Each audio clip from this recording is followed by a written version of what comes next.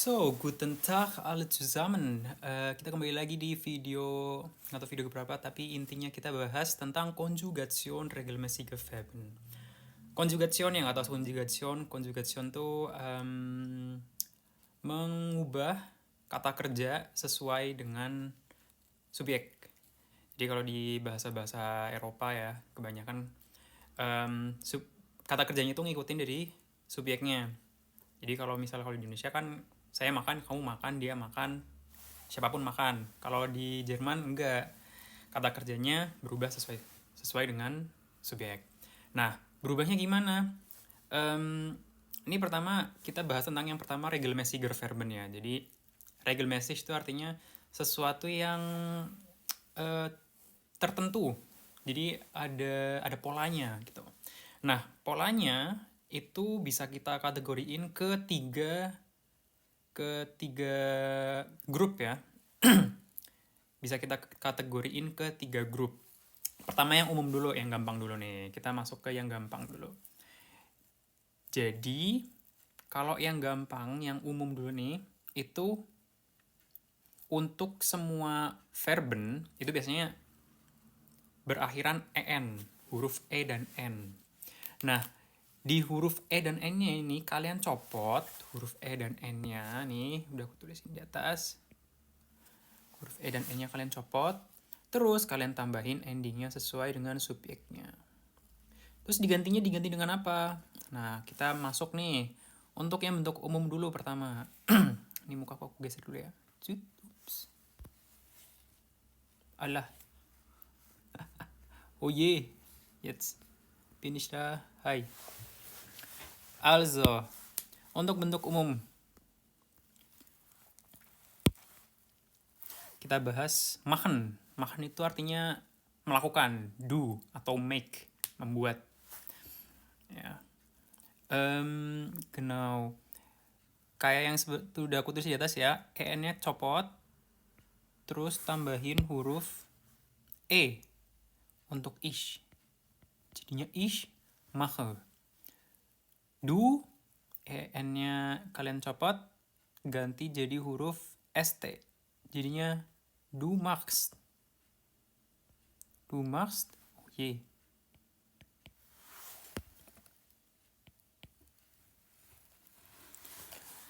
RCS, kalian ganti jadi huruf T, jadinya er macht, sie macht, es macht. Wir bentuknya sama seperti bentuk awalnya. En diganti en, ya jadinya stay, machen.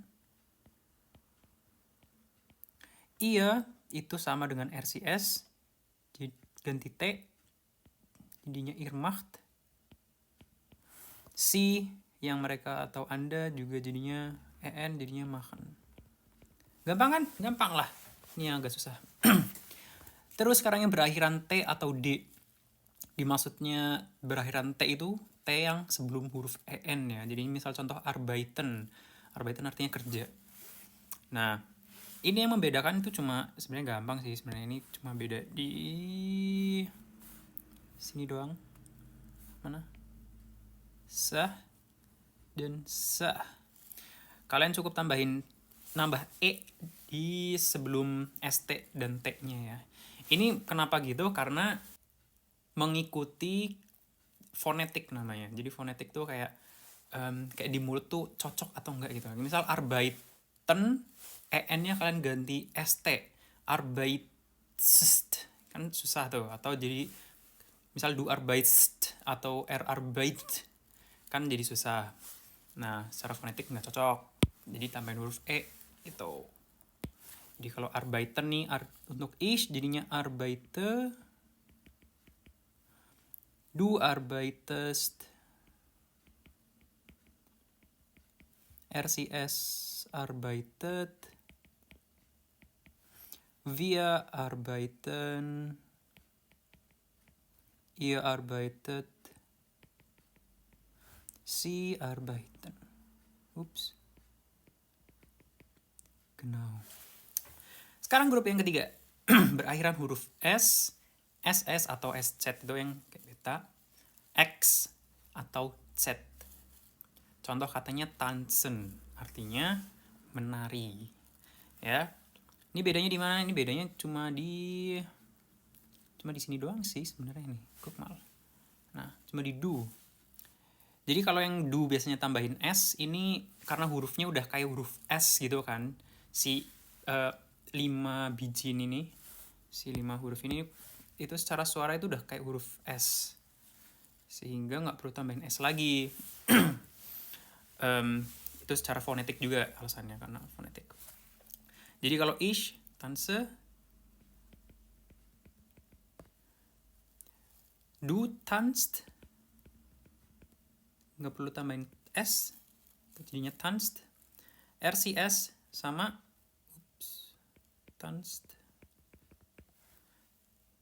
Wir tanzen, ihr tanzt, sie tanzen. Easy, right? Easy lah. Nih aku kasih contoh yang bawahnya. Pindahin dulu. Sud. Waduh. Ngeblur, bro. Aku tulis ulang. So, di sini tulisan ich. Di sini ada Fußball. Di sini tulisan spielen. Artinya bermain. Nah, konjugasinya gimana? Konjugasinya, ya betul. E-nya copot. Kalian tulis dulu nih. Spiel. Kalau ich, berarti tambahinnya huruf. Gampang kan? Spiele. Tambahin E.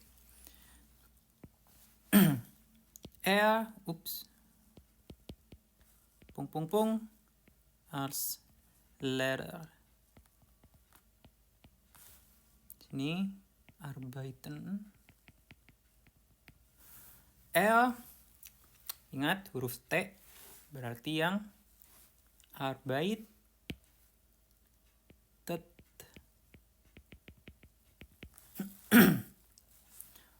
Wir in Frankfurt. By atas nomor 1, ich spiele Fußball, aku main sepak bola. Arbeitet als Lehrer, dia arbeitet, kerja als sebagai Lehrer, guru. Wir, sini tulisannya wohnen, artinya tinggal. Kalau wir gampang kan, kalian copot aja sama wohnen. Terus yang terakhir, du cafe. Kata kerjanya trinken. Dan karena du berarti jadi tambahin st. Trinkst cafe. Genau. Oke, itu sebenarnya semuanya yang perlu dipahami dari regelmäßig. Tapi ada, ini tips, bukan tips sih, ada sedikit hinweis, sedikit hint, huruf N dalam konjugasi. Ada kata namanya öffnen, artinya membuka, dan ada kata wohnen. Kita mulai dari yang gampang dulu. Kalau ich,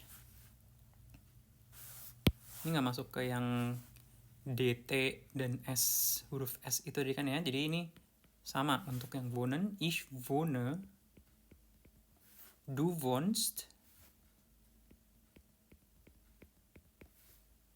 RCS wohnt, wir wohnen, ihr wohnt,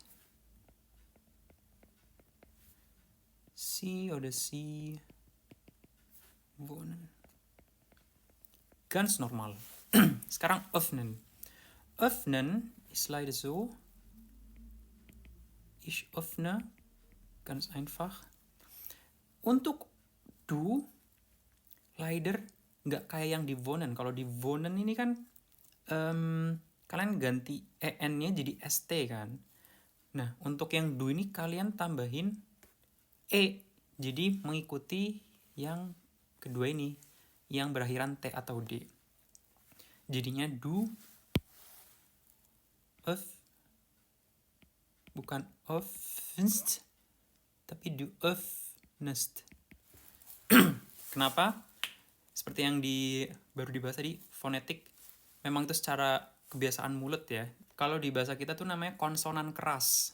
Konsonan keras itu ya dia harus berdiri sendiri gitu loh. Ngerti nggak sih? Jadi kayak ini ofnen misal, si huruf N yang sebelum EN-nya itu dia emang udah konsonan keras.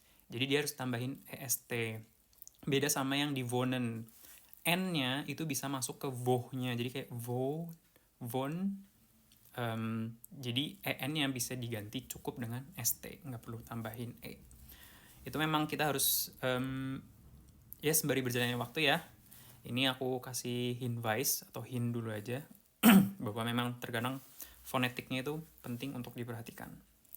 Cuma secara umum itu kita punya kaidah yang 3 ini. Dan sisanya ya sembari berjalannya waktu ya. Ini aku selesaiin RCS jadinya öffnet, wir öffnen, ihr juga öffnet, sie atau sie öffnen. Udah gitu aja, thank you, bye, tschüss.